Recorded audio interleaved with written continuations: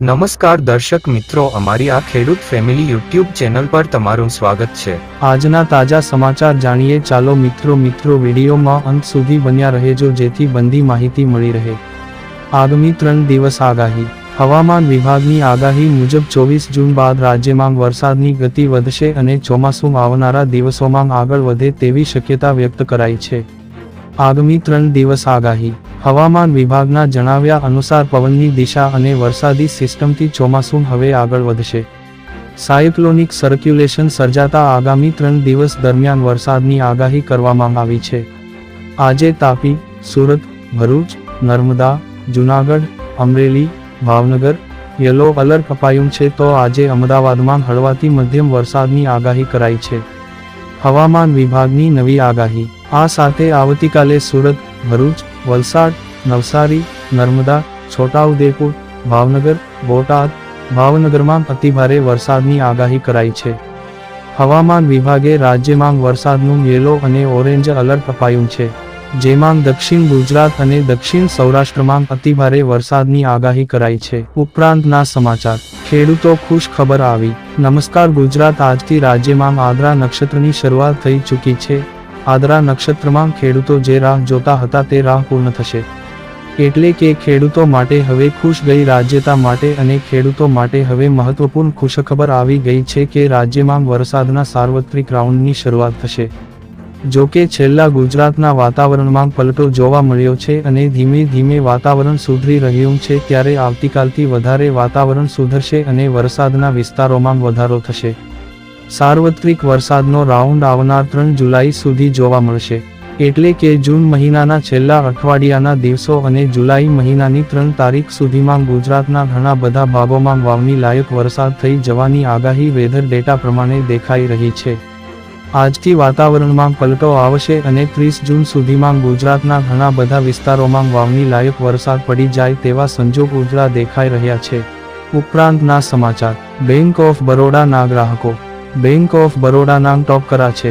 જાણો શું આવી ખુશ ખબર। હાલમાં જૂન મહિનો પૂરો થવા આવી રહ્યો છે, ત્યારે બેંક ઓફ બરોડા ગ્રાહકો માટે મોટા પ્રમાણમાં નુકસાનને લઈને સમાચાર આવી રહ્યા છે। સરકારી બેંક ઓફ બરોડા જૂન મહિના સુધીમાં 3 બેંક શાખાઓ બંધ કરશે। બેંક ઓફ બરોડા 3 શાખા બંધ કરશે। બોબ બેંકે એક નિયમનકારી ફાઇલિંગમાં જણાવ્યું હતું કે વિદેશમાં હાજરીને તર્કસંગત બનાવવા, વિદેશી કચેરીઓની કાર્યક્ષમતા અને નફાકારકતામાં વધારો કરવા માટેની સરકારી માર્ગદર્શિકા મુજબ તે 30 જૂન સુધીમાં ગુયાના, ત્રિનિદાદ અને ટોબેગો અને ઘાનામાં શાખાઓ બંધ કરશે। સ્ટેટ બેંક ઓફ ઇન્ડિયા સૌથી વધુ વિદેશી શાખાઓ ધરાવે છે, 52, ત્યારબાદ બેંક ઓફ બરોડા 50 અને બેંક ઓફ ઇન્ડિયા 29 બેંક શાખાઓ વિદેશમાં ધરાવે છે। ઉપરાંતના સમાચાર। પેટ્રોલ ડીઝલના ભાવને લઈને મોટા સમાચાર। જીએસટી ટ પેટ્રોલ ડીઝલ પ્રાઇસ। ગઈકાલે જીએસટી કાઉન્સિલની બેઠક યોજાઈ હતી, જેમાં પેટ્રોલ અને ડીઝલના ભાવ ઉપર મોટી જાહેરાત કરવામાં આવી હતી। જો તે નવી જાહેરાત અંતર્ગત નિર્ણય લેવાશે તો પેટ્રોલ અને ડીઝલ 18 થી 25 રૂપિયા સુધી સસ્તું થઈ જશે। જીએસટી કાઉન્સિલની 53મી બેઠક પછી નિર્મલા સીતારમણે કહ્યું હતું કે પેટ્રોલ ડીઝલને જીએસટીના દાયરામાં લાવવામાં આવશે। પૂર્વ નાણામંત્રી અરુણ જેટલીએ જીએસટી કાયદામાં પેટ્રોલ અને ડીઝલનો સમાવેશ કરવાની જોગવાઈ કરી છે। હવે તમામ રાજ્યોએ ભેગા થઈને રેટ નક્કી કરશે, જેની ચર્ચા કરવાની છે। નવા જીએસટી બિલને લાગુ કરતી વખતે કેન્દ્ર સરકારનો ઈરાદો થોડા સમય પછી પેટ્રોલ અને ડીઝલને જીએસટી હેઠળ લાવવાનો હતો।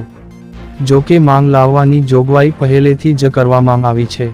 હવે માત્ર એક જ નિર્ણય લેવાનો છે કે રાજ્યો જીએસટી કાઉન્સિલમાં સંમત થાય અને પછી નક્કી કરે કે તેઓ કયા દર માટે પેટ્રોલ વેચવા તૈયાર છે। આમ નવી માહિતી માંગ જણાવ્યા મુજબ થોડા દિવસ માંગ ચર્ચા વિચારણા કરી પેટ્રોલને જીએસટીના કાયદામાં લાવવામાં આવશે અને ત્યારબાદ એમના ભાવમાં ઘટાડો જોવા મળશે। ઉપરાંતના સમાચાર। ખુશ ખબર। ખેડૂતોનું 2 લાખનું દેવું માફ। ખેડૂતો માટે આવી ગઈ ખુશ ખબર। સરકારે મિત્રો ખેડૂતો માટે મોટી જાહેરાત કરી છે, જેમાં ખેડૂતોની 2 લાખ રૂપિયા સુધીનું દેવું માફ થયું। આ સમાચારની વિસ્તારથી વાત કરીએ। વિધાનસભા ચૂંટણી દરમિયાન કોંગ્રેસ પાર્ટીએ ખેડૂતોને દેવું માફ કરવાનું વચન આપ્યું હતું। તેલંગાણાના મુખ્યમંત્રી રેવંત રેડ્ડીએ શુક્રવારે રાજ્યના ખેડૂતો માટે 2 લાખ રૂપિયાની લોન માફીની જાહેરાત કરી દીધી છે। તેમણે કહ્યું મંત્રીમંડળે 2 લાખ રૂપિયા સુધીની કૃષિ લોનને માફ કરવાનો નિર્ણય કર્યો. ગત સરકારે પોતાના 10 વર્ષના શાસનમાં માત્ર 28,000 કરોડ રૂપિયાની કૃષિ લોન માફ કરી હતી. રેડ્ડીએ નિવેદનમાં કહ્યું, સરકારે ખેડૂતોના કલ્યાણ માટે દેવું માફ કરવાનો નિર્ણય લીધો છે. ગત સરકારે 10 વર્ષ સુધી ખેડૂતોને કરેલા પોતાના વચન પૂરા કર્યા નથી. અમારી સરકાર રાજ્યમાં સત્તામાં આવવાના 8 મહિનાની અંદર ખેડૂતોને કરેલા વચન પૂરા કરે છે. ઉપરાંતના સમાચાર. સરકારી યોજનાના નામે પર્સનલ વિગતો આપતા પહેલા ચેતી જાઓ. સાયબર ફ્રોડના કેસમાં સતત વધારો થઈ રહ્યો છે, ત્યારે સરકારે નાગરિકોને સતર્ક રહેવા માટે અપીલ કરી છે. જો કે, ફ્રોડ અટકાવવા માટે સરકારના આરોગ્ય વિભાગે પરિપત્ર બહાર પાડ્યો છે, જેમાં માતૃવંદના નામોશ્રી યોજનાના નામે ફોન આવે તો સાવધાન રહેવા માટે કહેવામાં આવ્યું છે. લેભાગુ તત્વો દ્વારા ફોન કરીને સામાન્ય લોકો પાસેથી આ યોજનાઓના નામે બેંકની વિગતો માંગવામાં આવે છે, જેથી ફ્રોડ થતા હોય છે. ઉપરાંતના સમાચાર. 24 કલાક નોન સ્ટોપ ચલાવો સોલાર. શું તમે જાણો છો કે એર કન્ડિશનરનો ઉપયોગ કરવો સરળ છે, પરંતુ તેનું વીજળીનું બિલ ઘણું મોટું હોઈ શકે છે. જો તમે નવું એસી ખરીદવાનું વિચારી રહ્યા છો, તો સૌર ઉર્જાનો વિકલ્પ પસંદ કરવો એ એક સારો નિર્ણય હોઈ શકે છે. સોલાર એસીનો ઉપયોગ કરીને તમે દિવસના 24 કલાક અવિરત ઠંડકનો આનંદ માણી શકો છો, તે પણ કોઈપણ વીજળીના વપરાશ વિના.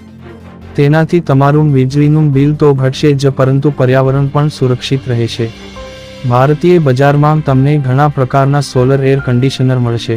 આ એસી 0.8 ટન, 1 ટન, 1.5 ટન અને 2 ટનની ક્ષમતામાં ઉપલબ્ધ છે. સોલર એસી તમારા માટે સ્માર્ટ અને ઇકો સેફ પસંદગી છે. તેથી, હવે જ્યારે તમે જાણો છો કે સોલર એસી તમારા માટે કેટલું ફાયદાકારક છે, તો તેને ખરીદવાનું નક્કી કરવું વધુ સરળ બનશે. તે તમારા ઘરને ઠંડુ રાખશે અને તમારા ખિસ્સા પર ભારે પડશે નહીં. સોલર એસી, આર્થિક અને પર્યાવરણને અનુકૂળ. શું તમે એર કન્ડિશનર વાપરવા માંગો છો, પરંતુ વીજળીના બિલના બોજથી પરેશાન છો? સોલાર એર કન્ડિશનર એક શ્રેષ્ઠ વિકલ્પ હોઈ શકે છે. તેનાથી તમારું વીજળીનું બિલ તો ઘટે જ છે, પરંતુ પર્યાવરણ માટે પણ સલામત છે. ઉપરાંતના સમાચાર. દર મહિને ખટાખટ પૈસા આપતી સ્કીમ. જો અમે તમને કહીએ કે તમને દર મહિને ઘરમાં બેસીને પૈસા મળતા રહેશે, તે પણ કોઈ મહેનત વગર, શું તમે સંમત થશો? વાસ્તવમાં પોસ્ટ ઓફિસ પાસે આવી સ્કીમ છે, જેમાં રોકાણ કર્યા બાદ તમને દર મહિને વ્યાજ મળતું રહેશે. પોસ્ટ ઓફિસ માસિક આવક યોજના, જેમાં તમે 1,009 લાખ રૂપિયા જમા કરાવી શકો છો. તમે જોઈન્ટ એકાઉન્ટમાં 15 લાખ રૂપિયા જમા કરાવી શકો છો. આ સ્કીમમાં તમને વાર્ષિક 7.4% વ્યાજ મળે છે. આ સ્કીમમાં દર મહિને તમારા ખાતામાં વ્યાજ જમા થાય છે. યોજના માટે અરજી કરવા માટે તમારે ભારતીય નાગરિક હોવું આવશ્યક છે. 18 વર્ષથી વધુ ઉંમરનો કોઈપણ નાગરિક આ યોજનામાં ખાતું ખોલાવી શકે છે. 18 વર્ષથી ઓછી ઉંમરના સગીર માટે તેના વાલી તેના નામે ખાતું ખોલાવી શકે છે. ઉપરાંતના સમાચાર. સોના ચાંદીના ભાવને લઈને મોટા સમાચાર. Gold silver price. શનિવારે સોનાના ભાવમાં થોડો વધારો જોવા મળ્યો હતો. 24 કેરેટ સોનાની કિંમત 816 રૂપિયા, શૂન્ય વધીને ₹7,471 શૂન્ય પ્રતિ ગ્રામ છે. 22 કેરેટ સોનાની કિંમત 748 રૂપિયા, શૂન્ય પૈસા વધીને ₹6,843 40 પ્રતિ ગ્રામ રહી. છેલ્લા એક સપ્તાહમાં 24 કેરેટ સોનાની કિંમતમાં 1.31% ફેરફાર થયો છે, જ્યારે છેલ્લા મહિનામાં તે 1.86% રહ્યો છે. આજે ચાંદીની કિંમત 630 રૂપિયા, શૂન્ય પૈસા પ્રતિ કિલો વધી 90,850 રૂપિયા શૂન્ય પૈસા પ્રતિ કિલો છે. આજે અમદાવાદમાં 24 કેરેટ સોનાનો પ્રતિ ગ્રામ ભાવ 72,746 રહ્યો, જ્યારે 22 કેરેટ સોનાનો ભાવ 66,635 રૂપિયા રહ્યો. ગઈકાલેની સાપેક્ષ માંગ બંને માંગ 700 થી 800 રૂપિયાનો વધારો થયો છે. દિલ્હીમાં આજે સોનાનો ભાવ 74,710.010 ગ્રામ છે.